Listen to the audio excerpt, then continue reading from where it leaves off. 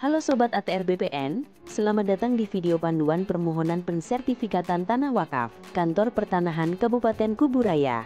Tahukah kamu, tanah wakaf adalah aset umat yang perlu dijaga. Untuk itu, Kementerian ATR BPN memberikan perhatian khusus melalui regulasi percepatan pensertifikatan Tanah Wakaf, seperti Peraturan Menteri ATR BPN Nomor 2 Tahun 2017.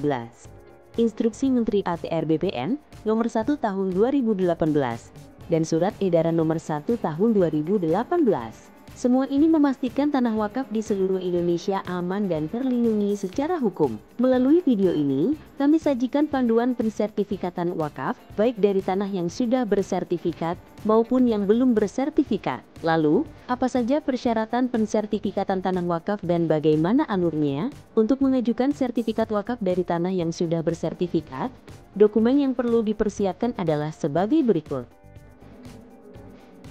Apabila dokumen telah memenuhi persyaratan, selanjutnya mari kita lihat alurnya. Pertama, petugas menerima dan memeriksa berkas.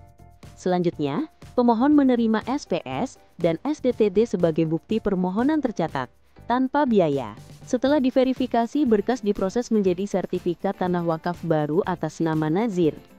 Sertifikat dicatat resmi dalam buku tanah dan diserahkan kepada pemohon atau Nazir melalui loket pelayanan.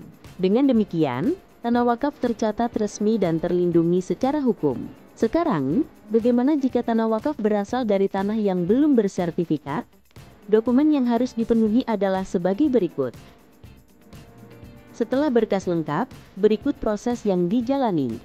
Pertama, petugas menerima dan memeriksa dokumen permohonan. Kemudian, pemohon menerima SPS dan STTD sebagai bukti permohonan tercatat tanpa biaya. Selanjutnya, dilakukan pengukuran di lokasi yang dihadiri oleh pemohon atau Nazir, kepala desa dan tetangga batas. Lalu, dilakukan pemeriksaan fisik tanah di lokasi. Kegiatan ini juga dihadiri oleh pemohon atau Nazir, kepala desa dan tetangga batas, untuk memastikan kesesuaian batas dan kondisi bidang tanah wakaf. Kemudian, surat keputusan disusun dan ditandatangani oleh Kepala Kantor Pertanahan sebagai dasar hukum pendaftaran hak. Lalu sertifikat diterbitkan dan dicatat resmi. Dan terakhir, sertifikat diserahkan kepada pemohon atau Nazir melalui loket pelayanan. Dengan demikian, tanah wakaf tercatat resmi dan terlindungi secara hukum. Sobat ATR BPN, lindungi aset wakaf Anda dengan sertifikat resmi dari BPN. Proses ini bebas biaya. Bersama kita jaga amanah, lindungi wakaf dan kuatkan umat. Kementerian ATR BPN senantiasa hadir, melayani dengan profesional dan terpercaya.